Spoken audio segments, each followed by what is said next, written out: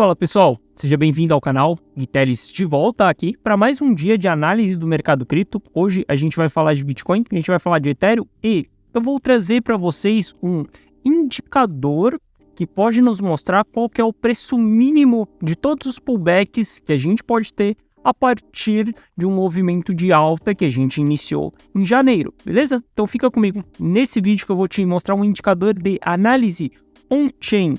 E exatamente esse indicador é aonde faz com que eu aporte em operações de curto prazo dentro do mercado. Curto prazo aí quando a gente fala mais ou menos algumas semanas, né? A gente vai estar falando de um swing trade, não de um day trade e nem de um scalp, beleza? Mas a gente vai falar sobre esse indicador na análise de hoje e eu vou mostrar para vocês como que você faz para usar esse indicador. Bom, se você não é inscrito no canal, considere se inscrever. Aqui eu trago um mega conteúdo todos os dias da semana, principalmente quando eu falo sobre análise on-chain. E caso esse conteúdo faça sentido para você, agregue alguma coisa no seu dia, no seu aprendizado, eu te peço que deixe seu like para dar aquela força pro canal e para mostrar que o conteúdo está sendo relevante. Beleza? Bom, chega de papo, bora ver gráficos e dados, que é o que mais nos interessa aí.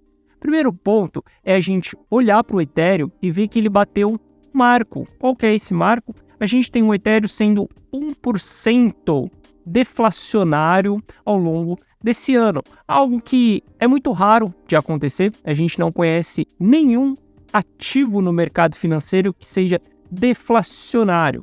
A gente tem um BTC onde a sua inflação ela é diminuída com o passar do tempo. E hoje o Ether bateu um marco exatamente de 1% deflacionário. Para mim, não existe uma gema, se é que a gente pode chamar isso de gema, melhor do que o Ethereum. Um dos ativos que está diante da nossa frente que pode ter uma alta valorização nesse próximo ciclo, beleza? Mas não quero entrar tanto nisso daí, tanto no potencial do Ether. Algumas pessoas acabam me perguntando, Ether ainda está barato ou está caro? Porque a gente sabe que Ether bateu $800 e hoje a gente está flertando a casa dos $2.000. Quando a gente olha para o MVRV, que é um indicador que vai nos mostrar se o ativo está barato ou se o ativo está caro, a gente vê que o ativo ainda está barato, o Ether ainda está barato. Veja que ele está próximo dessas linhas verdes e azuis. Quando a gente está abaixo da linha azul, a gente está no melhor preço possível. Quando a gente está dentro da linha verde aqui, a gente está em um bom preço também, mas veja que os preços mais caros de ciclo sempre são entre as linhas vermelhas e as linhas laranja que a gente tem aqui. Ou seja, a gente ainda está longe desse patamar. Então, respondendo diretamente à pergunta que as pessoas me fazem, se Ether está caro ou se Ether está barato, a minha resposta é que está barato. Está no menor preço possível? Não está no menor preço possível. Eu acho que vai voltar para o menor preço possível? Não, eu não acho que a gente vai voltar para o menor preço possível. Ou seja, o patamar que nós estamos, um ótimo patamar, é um bom preço para quando a gente está pensando em ciclo de mercado. E se a gente olhar para o que aconteceu após o Shanghai Fork, olha que louco. A gente está tendo a maior consistência em Ethers depositados em stake. Olha só como dias consecutivos ali na casa de 80 mil Ethers sendo depositados diário. A gente vê que anteriormente a gente tem ali na euforia do início, quando foi lançado o stake do Ether, tivemos esse patamar de depósito, 90 mil Ethers sendo depositados diariamente, mas veja que não foi com consistência. Sempre que a gente teve esses picos, nunca foi com consistência. E quando a gente olha após o Shanghai Fork, a gente vê que está tendo uma consistência. Ou seja, cara, a gente está diante de uma das maiores potenciais de valorização que a gente pode ter para o nosso próximo ciclo, que é exatamente Ethereum. Por isso que hoje eu tenho muito mais Ethereum na minha carteira do que eu tenho BTC. E isso a galera da comunidade on-chain sabe, porque eles têm acesso à minha carteira. Beleza? Bom, mas chega de falar de Ethereum, bora falar de Bitcoin, que é exatamente quem a gente lê para podermos entender o ciclo de todas as criptos. Quando a gente olha para o Bitcoin, uma pergunta que a gente sempre vai fazer é, cara, será que estamos formando um topo igual a gente formou em 2019? E para mim a resposta é não, porque se a gente olhar para 2019, a gente vai ver que a gente tinha um lucro não realizado muito mais alto do que a gente tem no patamar de hoje. Hoje o lucro que a gente tem dentro do mercado dos investidores, somando todos os investidores, somando todos os bitcoins, ele não está tão alto quanto a gente teve em 2019. Então, para mim, a gente não está diante de 2019. Eu acredito que nesse próximo ciclo a gente pode subir bem parecido com o que a gente subiu em 2016, que foi exatamente um ciclo onde a gente foi subindo aos poucos com consistência. Se a gente comparar também o supply na mão do short term holder e não long term holder, short term holder, que é exatamente os investidores do curto prazo, a gente vê que a gente está no patamar ali, ó, de mais ou menos 25%, 27% do supply está na mão do short term holder, e a gente vê que em 2019 a gente tinha mais ou menos 50% do supply na mão do short term holder. Ou seja, quando a gente olha para a oferta e para a demanda, a gente vê que nesse patamar que nós estamos, dos 30 mil dólares, quem detém a maior parte do supply ainda é o long term holder. Isso significa que o long term holder ele não está disposto a vender, a passar o seu supply para o short term holder. Se ele não está disposto, a gente tem menos pressão de venda dos short term holders. Porque saca só, o short term holder ele é o cara que opera no curto prazo. Ele é o cara que vai colocar lucro no bolso por qualquer coisa. 10, 20, 50% de alta, ele vai colocar o lucro no bolso. Então o supply na mão do short term holder sempre nos gera uma pressão de venda no mercado. O preço do ativo subiu, short term holder no lucro, short term holder realiza, o preço do ativo ele cai um pouco. Não quer dizer que o preço vai cair mais baixo do que o topo ou do que o fundo anterior que nós tivemos, mas significa que a gente tem pressão de venda sim. E olhar para isso aqui, a gente vê que, cara, o supply que está na mão do short term holder é muito baixo. Eu zero me preocupo com o curto prazo, eu continuo olhando para o longo prazo, continuo olhando exatamente para o long term holder e para realizar lucro das minhas operações somente quando a gente bater euforia.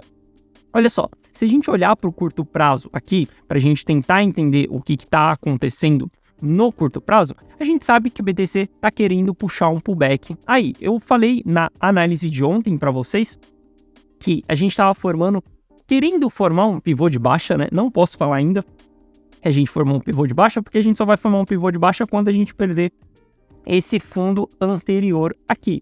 E tá tudo bem a gente formar um pivô de baixa, a gente vai caracterizar uma tendência de baixa no curtíssimo prazo quando a gente criar esse pivô aqui, só que a gente ainda está acima das médias. Médias como média de 200, por exemplo, que a gente sabe que é uma média onde vários traders utilizam. A maior parte dos traders utilizam a média de 200 para entender a direção do mercado. Se a gente está apontando para cima, a gente está em tendência de alta. E olha só, a gente pode construir esse pivô de baixa aqui e olhando para o Price Action, a gente tem pontos interessantes de suporte. A gente vai ter os 26, 25 e 24 mil dólares também. Se a gente olhar aqui, ó, entre os 25 e os 24 mil dólares, a gente vai ter a média de 200. Ou seja, a gente poderia fazer um pullback do mercado até essa região dos 24, 25 mil dólares. Sem contar que quando a gente chegar próximo dessa região, a gente vai estar com o RSI em patamares de sobrevenda. Veja o que aconteceu anteriormente aqui. Bateu sobrevenda, repicou, voltou e a gente teve mais um movimento de alta. Ou seja, a gente olha para o Price Action e a gente enxerga que caso a gente tenha realmente um pullback, caso a gente venha perder o fundo anterior, um pullback que todo mundo está esperando, a gente pode flertar essa região dos 24, 25. E aí aqui está uma sacada. A gente começa a olhar para as análises, tanto Price Action quanto a análise on-chain, e a gente começa a ver informações que nos levam ao mesmo lugar. Por isso que eu quero trazer esse indicador para vocês, que é um indicador na análise on-chain que mostra em que regiões que a gente pode comprar durante os pullbacks. Se a gente pegar o custo exatamente de todos os participantes da rede, a gente tem o Realized Price, que é o custo médio da rede, a gente tem o custo do Long Term Holder e a gente tem o custo do Short Term Holder. Se a gente olhar aqui para 2016, a gente vai ver que o custo do Short Term Holder, que é essa linha vermelha aqui, ele sempre foi o suporte do mercado durante toda a subida. Veja que o preço sobe, faz pullback e para em cima do short term holder custo. sobe, faz pullback em cima do short term holder, custo. O que isso daqui significa? Se o short term holder é quem está movimentando o mercado no curto prazo, é ele que está vendendo, porque lembra, ele realiza lucro assim que o mercado sobe, e o long term holder não tem interesse em realizar lucro nesse momento. E se ele realiza lucro, quando o preço do ativo chega no custo do short term holder, significa que se ele vender nessa região, ele está no 0 a 0. Se ele vender abaixo dessa região, ele está no prejuízo. Então ele não tem incentivo para venda. Ele simplesmente tem incentivo para compra, para aumentar a sua exposição. O long term holder, ele sabe disso, que esse daqui é o custo do short term holder, porque o long term holder também é um cara que entende do ciclo do mercado. Por que eu falo que entende do ciclo do mercado? Porque o comportamento do long term holder foi o comportamento que em toda a história do BTC foi quem comprou na baixa, quem vendeu na alta, quem comprou nos melhores pontos e quem vendeu nos melhores pontos. E por que ele fez isso? Porque simplesmente o long term holder ele detém a maior porcentagem do supply. Então é o long term holder que cria os fundos e cria os topos do mercado. Não é que ele encontra o topo e ele encontra o fundo. Não, simplesmente quando os long term holders estão comprando, a gente forma fundo. Quando os long term holders estão vendendo, a gente forma topo. É sempre dessa maneira que funciona. E olha só, quando a gente olha para 2016, então, essa linha do custo do short term holder foi o nosso suporte. Se a gente olhar também, a gente enxerga essa linha como resistência também. Olha lá, em 2018, como ela foi resistência. Por que ela é resistência? Significa que o preço do ativo está caindo e quando chega nessa linha, o short term holder tem a oportunidade de sair no 0 a 0. Ele tem a oportunidade de sair na zona do arrependimento. E a gente vê que essas zonas do arrependimento sempre criam resistências no ciclo. Beleza? Quando a gente olha para esse ciclo, o que está acontecendo? A gente vê que teve resistência também no short term holder e a gente vê que teve suporte recentemente aqui, ó, no short term holder. Olha só que interessante. Lá em março, o preço do ativo flertou ali os 19 mil dólares, né, os 20 mil dólares, 19 mil dólares, e o custo do short term holder estava no 21, ou seja, abaixo dos 21, o short term holder, se ele vendesse, ele estaria no prejuízo. E hoje, quando a gente olha para essa mesma linha, para o custo do short term holder, o custo dele está nos 25.200 dólares do BTC, olhando para a data de hoje. Ou seja, 25 mil é o custo do short term holder. Se a gente voltar para o nosso price action, o que a gente tem na região dos 25 mil? 25 entre 24 mil, a gente tem Fibonacci e a gente tem também a média de 200. Ou seja, sendo bem direto para vocês, galera, eu vejo que se esse pullback ele continuar, o mínimo que ele pode chegar é os 25 mil dólares. Olha só que louco, eu fiz uma análise daqui e eu acho um alvo dessa queda. Posso estar completamente errado, pode cair mais, pode ir para 24, pode ir para 23. Não tenho bola de cristal e não tô nem aí para ter essa certeza do que vai acontecer no futuro. Eu consigo simplesmente analisar day by day e tomar decisões day by day. Não quero saber o que vai acontecer no futuro, porque se eu tentar prever isso, a maior probabilidade que eu tenho é de me dar mal, de errar. Mas, olhando toda essa análise aqui, eu olho para os 25 mil dólares do BTC sendo o preço mais barato que a gente pode ver nesse pullback. Vocês sabem que eu não acredito que a gente vai voltar nos 16 mil dólares, eu acho improvável a gente voltar nos 16 mil dólares, e a minha opinião é que é impossível a gente perder os 16 mil dólares, mas não é porque eu acho que é impossível que a gente não possa perder, eu posso estar completamente errado. E tá tudo bem, cara, eu sou uma pessoa que gosta de tomar decisões. Eu sempre tenho duas opções na minha frente. Eu nunca vou ficar em cima do muro. Eu nunca vou ficar falando para vocês pode subir como pode cair, pode ir para lá como pode ir para cá. Eu não sou esse cara. Eu sou um cara que gosta de tomar uma decisão. Com essa decisão, eu assumo a responsabilidade. Qual que é a responsabilidade? Cara, tô expondo isso daqui para você. Eu não precisaria falar para você nesse momento que caso a gente tenha uma queda no BTC, desse pullback, o mínimo é 25 mil dólares. Eu poderia ficar quieto na minha. Eu não preciso falar isso daqui para você. Mas eu gosto de expor a minha opinião, eu gosto de decidir e mostrar para vocês qual que é a minha decisão. Esse é o perfil do Gui Telles, é o perfil desse canal. Se você olhar a história de um ano desse canal, você vai ver que em todos os vídeos eu tomo uma decisão e falo para vocês qual que é essa decisão. Não tenho medo nenhum de errar. Eu tenho medo em não decidir. Beleza? Então, olhando para mim, para o mercado, nesse momento, eu vejo os $25 mil como um preço mínimo, caso esse pullback se estenda. Por quê? Eu tenho o Price Action me mostrando que essa região é região de suporte. Eu tenho os dados on-chain, que é esse indicador aqui mostrando o custo do short-term holder, me mostrando até onde o pullback pode ir. E se eu olhar para o book de ofertas, eu vou ver que tem interesse dos market makers exatamente dentro dessa região. Olha só onde a gente tem ordens de compra. Ali dos 26 até os 25 mais ou menos e 500 a gente também tem até os $25 mil. Ou seja, tudo aponta que os $25 mil é um grande suporte. Ou seja, caso o preço chegue em $25 mil, eu não vou ser a pessoa que vai estar com pânico olhando para a venda, simplesmente com medo. Não, eu vou estar na outra ponta. Eu estarei na ponta de quem está olhando para oportunidade, quem está olhando para compra. Vocês sabem, eu tenho uma carteira 100% posicionada, a galera da comunidade onde acompanha essa carteira, sabe como que eu faço essas movimentações dessa carteira, mas eu também tenho as operações de curto prazo. Recentemente gravei um vídeo aqui para vocês mostrando uma operação de Ether com R$70 mil aberto, né? Não tá os R$70 mil inteiro na operação, a gente vai fazer entradas parciais, mas eu mostro isso aqui para vocês. E eu tenho interesse sim, nesse momento, em comprar bitcoins no curto prazo, que aí para mim o curto prazo é algumas semanas, se a gente flertar a região dos 25, ou seja, estarei olhando para compra caso o preço chegue nessa região. E se a gente olhar para Ether para entender qual que poderia ser essa região do Ether também, cara, a gente pode considerar ali entre os 1.700, os $1.600, e se a gente olhar para o book de oferta, a gente vai ver que no book de oferta a gente tem ordens dentro dessas regiões, dos 1.700 aos 1.750, tudo 1.700, a gente vai ter essas ordens dentro do book. Eu sei que na data de hoje, todo mundo está esperando o que o Fed vai falar, qual que vai ser o aumento da taxa de juros. Vocês sabem qual que é a minha posição, que eu não opero notícia, eu não tô nem aí pro que vai acontecer, se vai ser 0,5, se vai ser 0, eu não sei, isso não é o tipo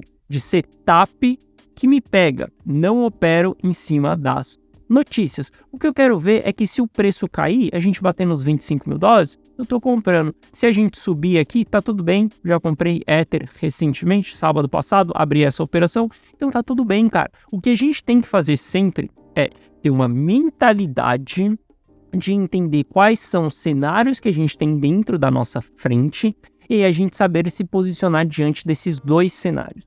Sempre existirá dois cenários. Nesse momento, o preço pode cair para $25 mil, a gente pode ter um pullback, porque a região mais forte de suporte está nos 25, a gente está na metade do caminho. Como o preço pode subir, porque o Fed pode não aumentar a taxa de juros e o preço ir para 30, 35, a gente não sabe. Então tem dois cenários na sua frente. O que você tem que fazer, cara, é simplesmente planejar, criar uma estratégia para ambos os cenários. Saca só, você ser um investidor não é só você saber uma análise. Não é você só saber olhar para uma macroeconomia. Não é você saber olhar para o que o Fed falou. Não é nada disso ser um investidor. Isso daqui, cara, é só o básico. O básico é você saber um price action. O básico é você saber de economia. O básico é você saber de uma análise on-chain. Isso daqui é o básico. Mas 80% do game changer, o que vai mudar realmente o seu jogo, é você saber tomar decisões estratégicas.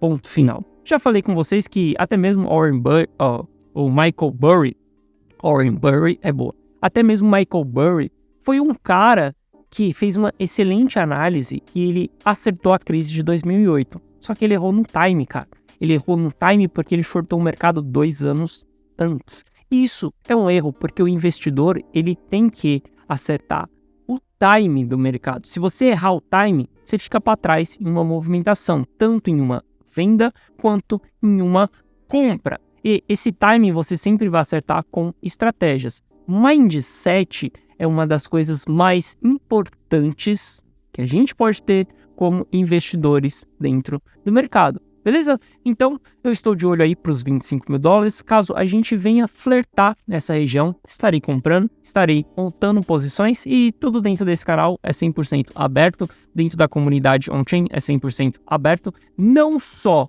falo, como eu mostro para vocês também aquilo que eu faço, beleza? Então vamos aguardar essa decisão do Fed, vamos aguardar essa movimentação do mercado que a gente vai ter aí nos próximos dias, para a gente ver se a gente compra ou se a gente vai simplesmente só surfar essa alta que a gente pode ter aí pela frente, beleza? Então é isso, pessoal. Espero que vocês tenham gostado da análise de hoje. Se você gostou, deixa seu like. Se você não é inscrito no canal, cara, clica aí no botão de follow e fica só 7 dias que eu te garanto que em 7 dias eu vou te entregar um mega conteúdo, beleza? Então é isso, tamo junto, forte abraço e eu te vejo amanhã na nossa próxima análise. Valeu!